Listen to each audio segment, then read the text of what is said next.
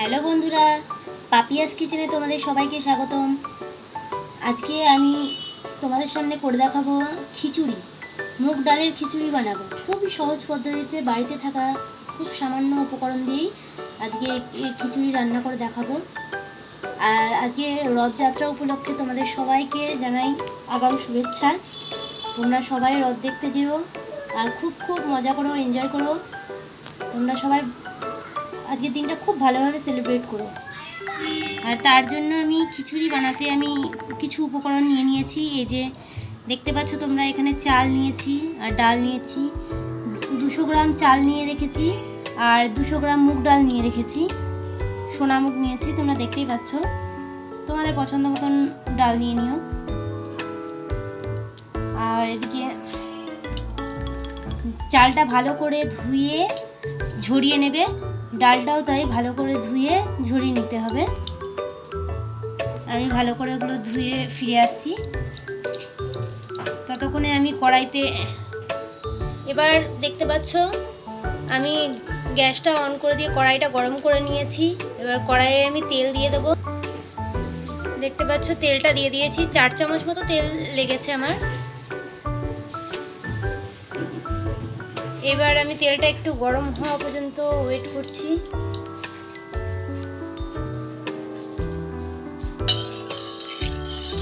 তেলটা আমার গরম হয়ে এসেছে প্রায়।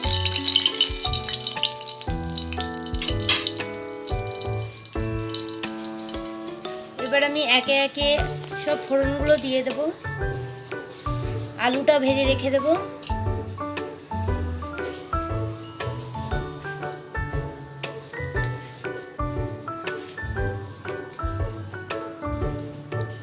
একটা তেজপাতা দিলাম ফোড়নে, একটা শুকনো লঙ্কা দিলাম ফোড়নে,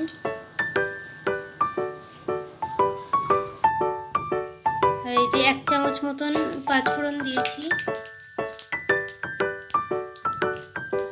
আর এই যে ডালগুলো এবার ছেড়ে দিয়েছি। বাকি সব ডালগুলো একটু ভেজে নেব। আমি চাল ডালটা ভেজে করব, তাতে খিচুড়ির স্বাদটা খুব সুন্দর হয়।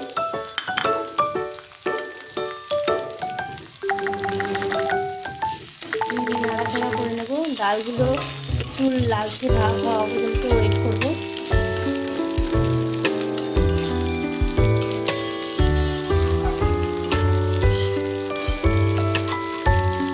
2-3 মিনিট ধরে আমি ডালগুলো একটু ভেজে নেব ভালো করে।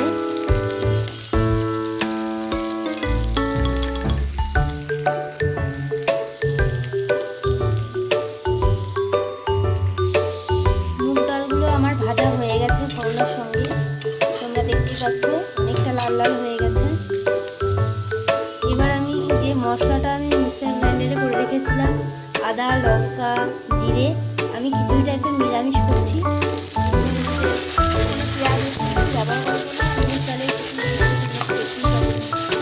নিরামিষ করে বেশি ভালো লাগে। তাই এই মশলাটা দিয়ে দিলাম। মশলাটা দিয়ে এবার একটু কষিয়ে নেব।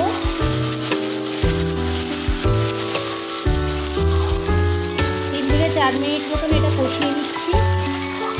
তারপরে চালটা দিয়ে দেবো।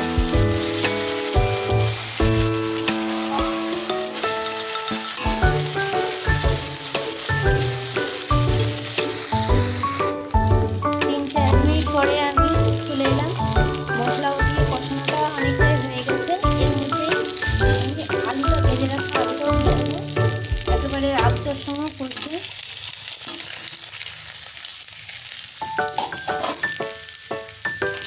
আলুটা মধ্যে নাড়াচাড়া করে দিচ্ছি।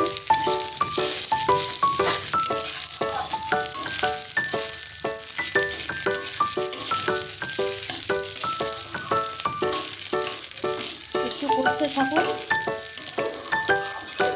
তারপরে আমি আস্তে আস্তে সব উপকরণগুলো দিতে থাকবো। আলু দিয়ে আমার পুরোটাই কষানো হয়ে গেছে মশলাটা। এবার আমি এর মধ্যে ভিজিয়ে রাখা যে চালটা আমি ঝরিয়ে রেখেছিলাম, এই যে চালটা আমি ছেড়ে দিচ্ছি।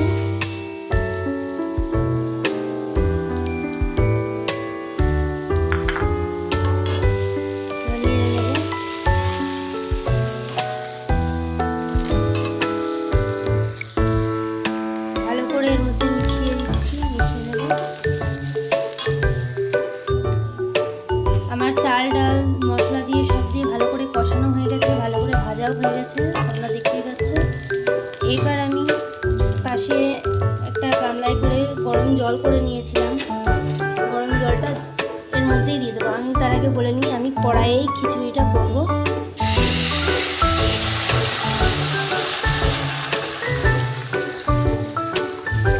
বেশি করেই জল একবারে দিয়ে দিতে হবে, কারণ বারে বারে জল দিতে গেলে খিচুড়ির স্বাদটা নষ্ট হয়ে যায়। সেই জন্য একবারে আমি জলটা দিয়ে দিলাম, পরে তো আবার জল দিতে লাগে, সেই জন্য একবারেই দিয়ে দিচ্ছি। এইবার এটা ভালো করে সিদ্ধ হতে থাকুক চাল ডালটা। কিছুক্ষণ পরে আমি ফিরে আসছি, ঢাকা দিয়ে রেখে দিচ্ছি। এখন 15 মিনিট মতন এটা হোক, ততক্ষণ আমি 15 মিনিট পরে আবার ফিরে আসছি। দেখো বন্ধুরা, 15 মিনিট হয়ে গেছে, তারপরে আমি ফিরে এসেছি। সিদ্ধ প্রায় হয়ে গেছে অনেকটাই। আমি মাঝখানে আবার 1.5 কাপ মতন জল আমার লেগেছে, 1.5 কাপ জল দিয়ে দিয়েছি। এইবার আমি এর মধ্যে লবণ হলুদটা অ্যাড করে দেবো। বন্ধুরা দেখো, আমি 15 মিনিট পরে ফিরে এসেছি, আমার এটা একদম সিদ্ধ হয়ে গেছে। এইবার আমি লবণ হলুদ এগুলো সব দিয়ে দেবো। 1 চামচ মতন এই যে লবণ দিয়ে দিচ্ছি। লবণটা আর একবার আমি টেস্ট করে দেখে নেব পরে নামানোর আগে। আর এই যে 1/2 টিস্পুন মতন হলুদ গুঁড়ো দিয়ে দিচ্ছি।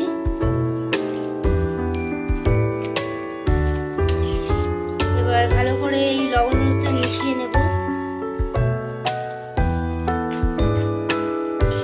আর একটু এই যে 1/2 চামচ মতন চিনি দিয়ে দিচ্ছি, ছোট চামচের।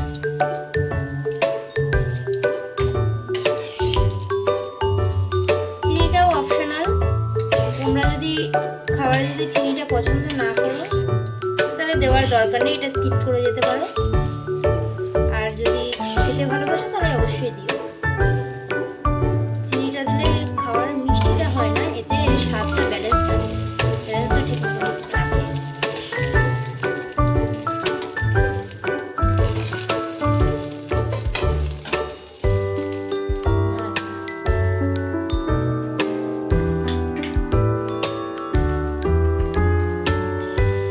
হলুদটা আরেকটু দিতে লাগবে, আরেকটু সামান্য হলুদ দিয়ে দিলাম। হলুদগুলো ভালো করে হলুদটা মিশিয়ে নিতে হবে, নাহলে দলা পেকে থাকবে।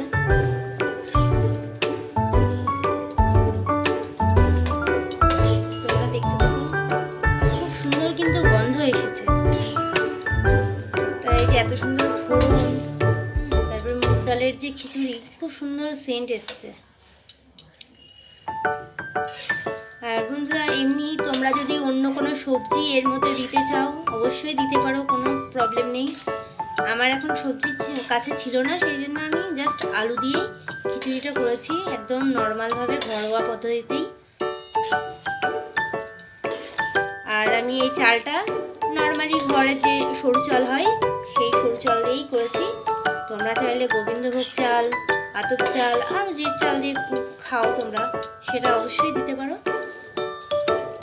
এগুলো পুরোপুরি তোমাদের উপর ডিপেন্ড করবে। লবণটাও আরেকটু দিয়ে দিতে হবে। দেখো কত সুন্দর কালারটা এসেছে।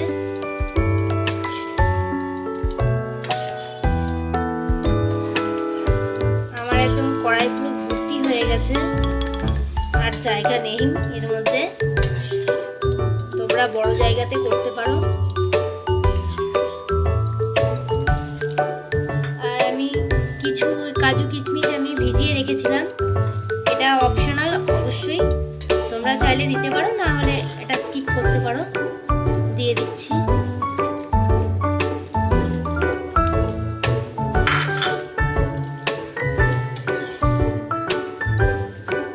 আর 5 মিনিট মতন আমি এটা হতে দেবো, তারপরে তোমাদের সামনে আবার ফিরে আসছি। 5 মিনিট পরে ফিরে এলাম, আমার একদম রেডি।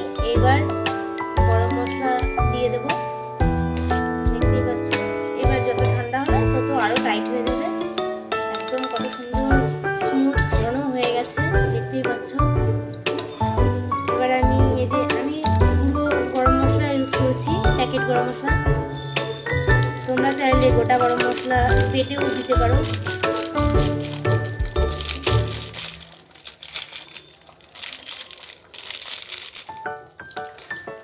ভালো করে এটা একটু মিশিয়ে নিই। খুব সুন্দর কিন্তু গন্ধ এসেছে, দেখো, আর কত সুন্দর দেখতেও লাগছে।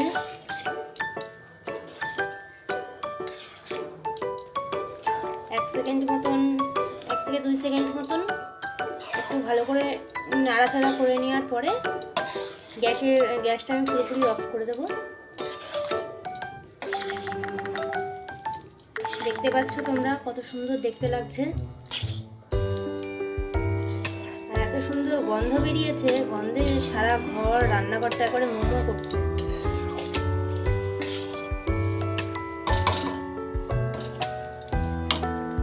আমার নাড়াচাড়া করা হয়ে গেছে, খিচুড়িটা পুরো রেডি। এবার আমি ঘি দিয়ে দেব। গ্যাসের ফ্লেমটা আমি পুরোটাই একদম বন্ধ করে দিলাম। বন্ধ করার পরে ঘিটা দিয়ে দিতে হবে।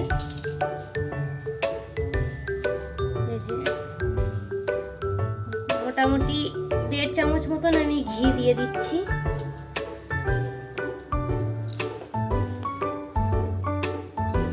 ঘিটা আমি দিয়েছি, ঘিটা এবার মিশিয়ে নিলাম। 1.5 চামচ মতন আমি ঘি দিলাম। খুব সুন্দর গন্ধ লাগে, ঘিয়ের সেন্টটা খুবই সুন্দর। এবার আমি একটা সার্ভিং ডিশে আমি পরিবেশন করে দেখাচ্ছি কত সুন্দর হয়েছে খিচুড়িটা। তোমরা দেখতে থাকো। তো চলো বন্ধুরা, আমার খিচুড়ি সার্ভ করা রেডি। তোমরা দেখতে পাচ্ছ কত সুন্দর একটা ডেকোরেটিং করে দিয়েছি। ডেকোরেশনটাও খুব সুন্দর লাগছে।